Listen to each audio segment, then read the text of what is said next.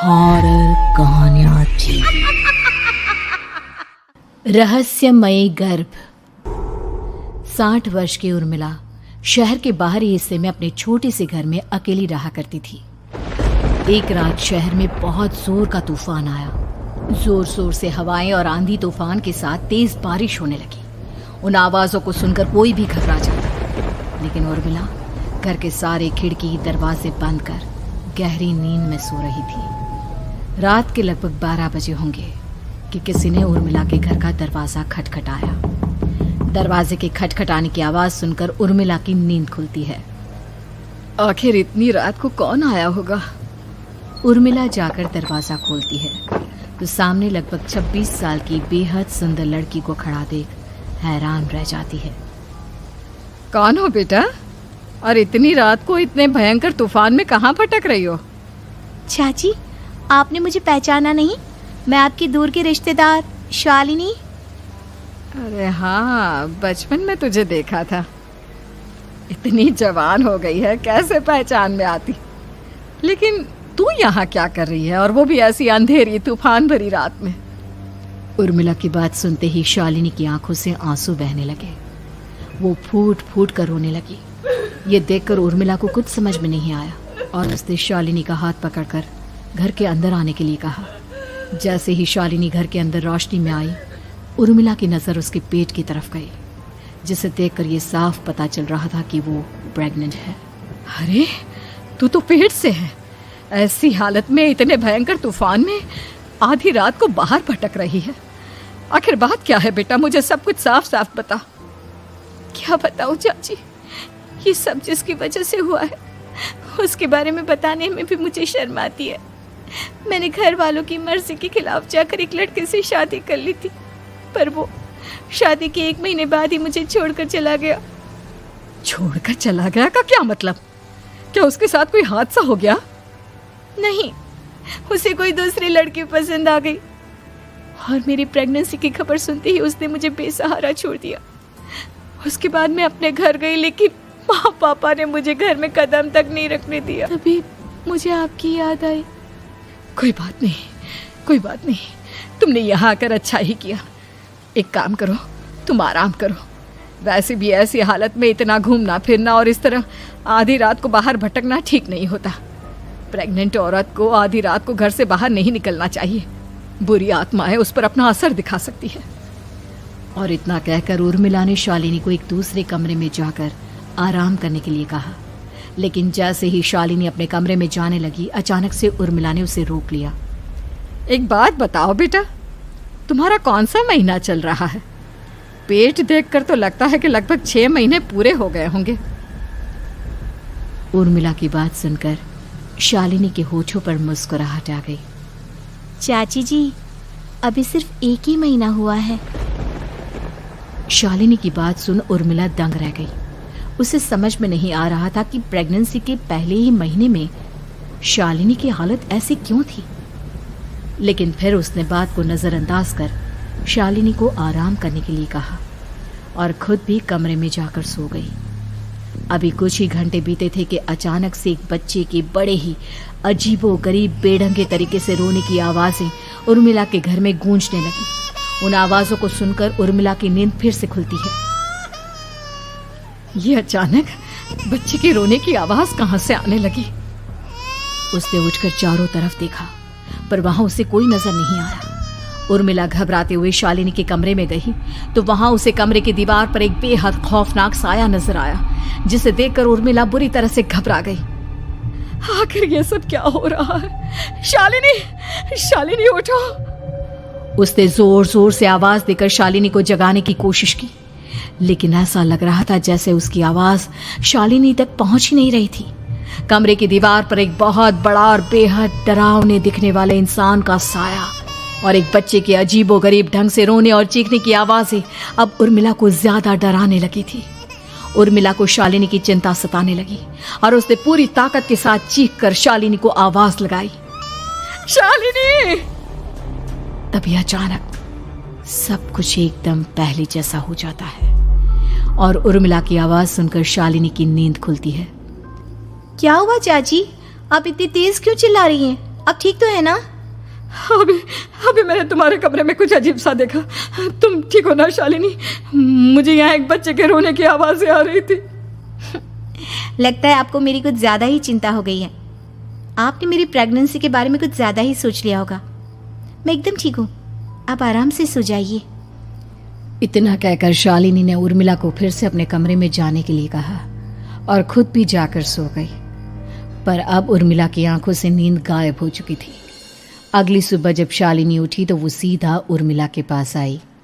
Good morning चाची। तभी अचानक उर्मिला की नज़र शालिनी के पेट पर पड़ती है, जिस पर नीले रंग से एक अजीब सी आकृति नजर आ रही थी। शालिनी, ये तुम्हारे पेट को क्या हुआ? मैंने इतनी औरतों को देखा है, ऐसा तो किसी के साथ नहीं होता। शालिनी ने जैसे ही अपने पेट की तरफ देखा तो उसे वहां कुछ भी नजर नहीं आया। चाची कुछ भी तो नहीं है, सब कुछ एकदम नॉर्मल है। आपको क्या अजीब लग रहा है? इससे पहले कि उर्मिला उसके सवाल का कोई जवाब देती, अचानक से शालिनी के पेट में जोर जोर से दर्द होने लगा। वो बुरी तरह दर्द से तड़पने लगी। चाची, चाची। ये सब देखकर उर्मिला बहुत घबरा गई। उसने धीरे धीरे शालिनी के पेट को सहलाना शुरू किया, लेकिन शालिनी का दर्द कम नहीं हुआ।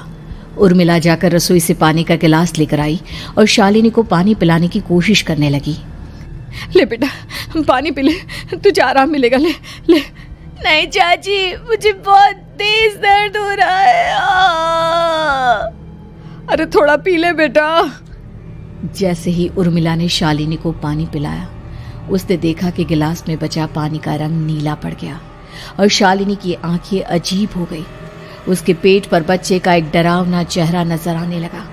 ये सब देखकर उर्मिला की डर से हालत खराब होने लगी, पर तभी शालिनी का दर्द ठीक हो गया। बेटी, अभी तुम्हारा दर्द ठीक है तो ऐसा करो, तुम थोड़ी देर आराम कर लो। शालिनी को आराम करने के लिए कहकर उर्मिला तेज कदमों से चलकर घर से बाहर निकल जाती है और पास ही रहने वाली एक औरत कालिंदी के पास पहुंचती है। अरे उर्मिला बहन, बड़े दिनों बाद दिखाई दी, क्या हुआ? बहुत घबराई हुई सी लग रही हो, सब ठीक तो है ना? क्या बताओ कालिंदी बहन, मेरी एक दूर की रिश्तेदार आई हुई है। वो पेट से है और उसके साथ ना अजीब अजीब चीजें हो रही है। अब उर्मिला सारी बात कालिंदी को बताती है, जिसे सुनने के बाद काले जादू और तंत्र विद्या की माहिर कालिंदी एक ताबीज बनाकर उसे देती है। बहन, मुझे शालिनी पर किसी बुरी आत्मा का साया लगता है। ये ताबीज ले जाओ, आज रात को 12 बजे उसे पहना देना, फिर सब ठीक हो जाएगा। उर्मिला ताबीज लेकर घर वापस आती है और अब आधी रात के होने का इंतजार करने लगती है। जैसे ही आधी रात होती है, वो नींद में सोई शालिनी को ताबीज पहना शांति से अपने कमरे में आकर अपने पलंग पर लेट जाती है। अब सब ठीक हो जाएगा, ये सोचकर उर्मिला शांति की एक सांस ही लेती है कि तभी अचानक उसकी आंखों के सामने कुछ ऐसा आता है जिसे देखकर उर्मिला डर से चीखने लगती है। तुम कौन हो? कौन हो तुम? जाओ यहाँ से, जाओ जाओ यहाँ से। तभी उर्मिला की एक जोरदार दर्द भरी डरावनी चीख वहां पर गूंज गई। उर्मिला की आंखों के सामने एक बच्चा खड़ा हुआ था, जिसका पूरा शरीर किसी बूढ़े की तरह नजर आता था, लेकिन मुंह किसी नवजात बच्चे की तरह था। उसकी आंखें गुस्से से लाल थी और वो घूर घूर कर उर्मिला की तरफ देखा जा रहा था। कौन हो तुम? कौन हो? उर्मिला के चीखते ही वो बच्चा जोर जोर से रोने लगा। घबराकर उर्मिला ने अपने हाथों को अपने कानों पर रख लिया। उसकी समझ में नहीं आ रहा है कि आखिर ये सब उसके साथ क्या हो रहा है।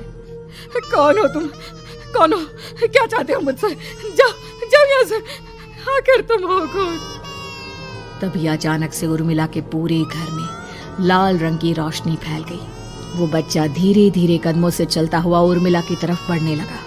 किसी नवजात पैदा हुए बच्चे के जैसे उसके रोने की आवाज अब उर्मिला के कानों में गूंज रही थी। लेकिन कुछ ही सेकंड में वो चुप हो गया और उसने बेहद खतरनाक आवाज में उर्मिला के सवाल का जवाब दिया।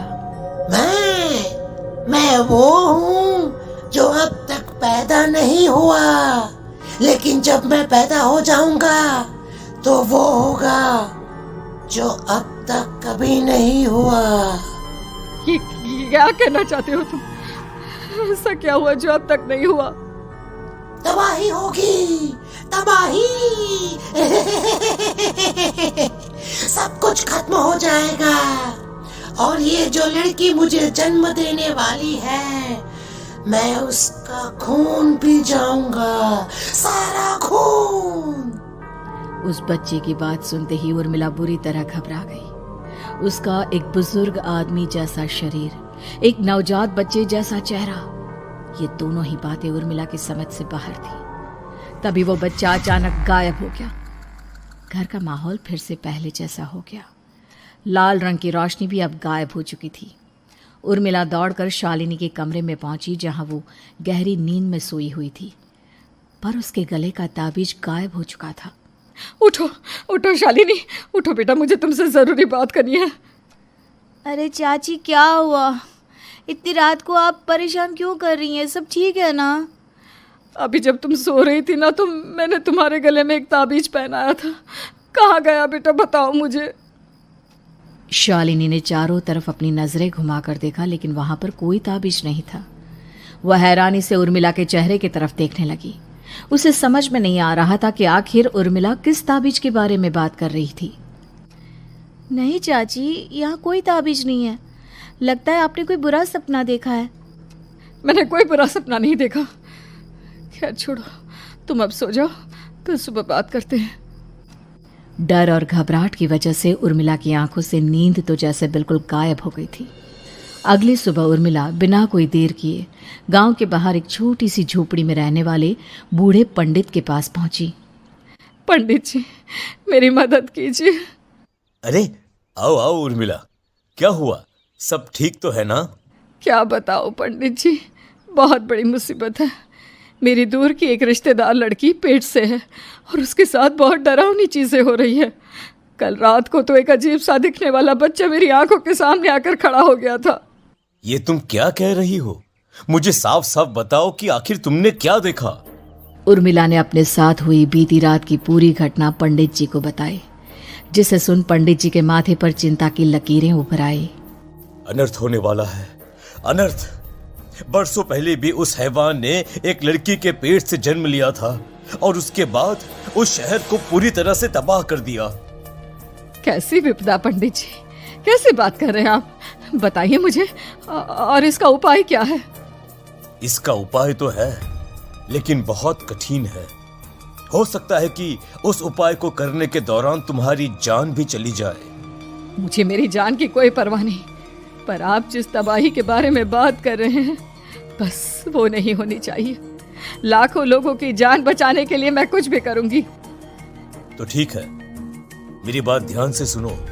बरसों पहले एक भयानक तांत्रिक ने अपनी तंत्र क्रिया के जरिए एक मासूम लड़की के साथ रिश्ता बनाकर उसके पेट से जन्म लिया था।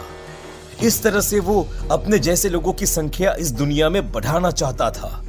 आपके कहने का मतलब है कि शालिनी के पेट से भी उस शैतान को जन्म लेना है, इसलिए उसने उसके साथ ये सब किया है। ठीक पहचाना तुमने। अब मैं तुम्हें एक ऐसा सिंदूर दूंगा जिसे तुम्हें ले जाकर उस लड़की के पेट पर लगाना होगा। क्या ऐसा करने से सब कुछ ठीक हो जाएगा? नहीं उर्मिला, ये सब इतना आसान नहीं। उस लड़की के पेट पर सिंदूर लगाने के बाद तुम्हें उसका पेट काटकर उस हैवान को बाहर निकालना होगा। नहीं पंडित जी, मैं ये सब नहीं कर सकती। मैं भला एक जिंदा लड़की के पेट को अपने हाथों से कैसे काट सकती हूँ? अगर तुमने ऐसा नहीं किया तो कुछ ही दिनों में वो हैवान उस लड़की के शरीर से जन्म लेगा और उसके शरीर के सारे खून को पीकर अपनी ताकत को बढ़ाएगा। उसके बाद वो धीरे धीरे इस पूरे शहर को तबाह कर देगा। यहाँ पर कोई जिंदा नहीं बचेगा। लेकिन अगर मैं उसके पेट को काट दूंगी तो क्या वो जिंदा बच पाएगी? अगर शालिनी को कुछ हो गया तो, अगर उसकी मृत्यु हो गई तो? ऐसा कुछ नहीं होगा उर्मिला, तुम्हें अपने मन को पक्का करके ये काम करना ही होगा। सिंदूर लेने के बाद उर्मिला झोपड़ी से बाहर निकलने ही वाली थी कि तभी पंडित जी ने उसे पीछे से आवाज देकर रोका। उर्मिला, उस लड़की का पेट काटकर हैवान को बाहर निकालना ही काफी नहीं होगा। तुम्हें ध्यान रखना होगा कि ये सब करते हुए उस बच्चे का जो आधा बूढ़े का शरीर है उस पर सिंदूर की एक बूंद भी ना लगने पाए, क्योंकि अगर ऐसा हुआ तो वो तुम्हें और बाकी सबको कच्चा खा जाएगा। पंडित जी की बात सुन उर्मिला की आंखें फटी रह गई और उसके शरीर में डर की लहर दौड़ गई। फिर भी उसने हिम्मत की। ठीक है पंडित जी, मैं पूरी कोशिश करूंगी कि मैं उस हैवान को वहीं के वहीं खत्म कर पाऊं। इसके बाद उर्मिला तेज कदमों के साथ घर वापस आती है। दिन बीतता है, रात का अंधेरा छाने लगता है। शालिनी खाना खाकर सोने चली जाती है और उर्मिला लगातार उसके गहरी नींद में सो जाने का इंतजार करने लगती है, जिसके बाद उर्मिला दबे कदमों से शालिनी के कमरे में पहुंच गई। मुझे ये करना ही होगा। अब उर्मिला ने धीरे धीरे शालिनी के पेट पर पंडित जी का दिया सिंदूर लगाना शुरू किया। उर्मिला के हाथ बुरी तरह से कांप रहे थे। उसके एक हाथ में चाकू था जिससे वो पेट काटने वाली थी। उर्मिला ने एक नज़र शालिनी के चेहरे की तरफ देखा और फिर डरते हुए उसके पेट पर चाकू चलाना शुरू किया। कमाल है, मैं इसका पेट काट रही हूँ और ये आराम से सो रही है। इसे दर्द नहीं हो रहा क्या? तभी अचानक उर्मिला के कानों में बच्चे की रोने की आवाज सुनाई देने लगी। उसने घबराकर चारों तरफ देखा पर वहां पर कोई नहीं था, बस रोने की आवाज लगातार आ रही थी। उर्मिला बिना रुके लगातार शालिनी के पेट को काटती रही। उसे इस बात का भी ध्यान रखना था कि सिंदूर बच्चे के बूढ़े आदमी वाली शरीर के हिस्से पर ना लगे। कुछ ही देर में वो हैवानी बच्चा उर्मिला के हाथों में था। उसने बड़ी ही सावधानी से उस बच्चे को बाहर निकाला और पंडित जी के कहे अनुसार उसे घर से दूर जलाने के लिए ले गई। पर तभी उसके सामने वही बूढ़े शरीर और बच्चे के चेहरे वाला बच्चा आ गया। अपनी गोद में और सामने भी बच्चे को देखकर उर्मिला हैरान रह गई। मुझे मारोगी? मुझे इतनी हिम्मत कैसे आ गई तुम्हारी? तुम पैदा नहीं हुए हो और मुझे पता है जब तक तुम्हारा जन्म नहीं हो जाता तो मुझे कुछ नहीं कर सकते। इतना बोलते ही उर्मिला तुरंत उस बच्चे को घास के ढेर पर फेंक कर उसमें आग लगा देती है, जिसके तुरंत बाद वो बूढ़े आदमी के शरीर और बच्चे के चेहरे वाला अजीब तांत्रिक का भूत भी वहां से गायब हो जाता है। कुछ देर बाद उर्मिला घर पहुंचती है तो वो ये देखकर हैरान रह जाती है कि शालिनी का पेट अपने आप जुड़ चुका था।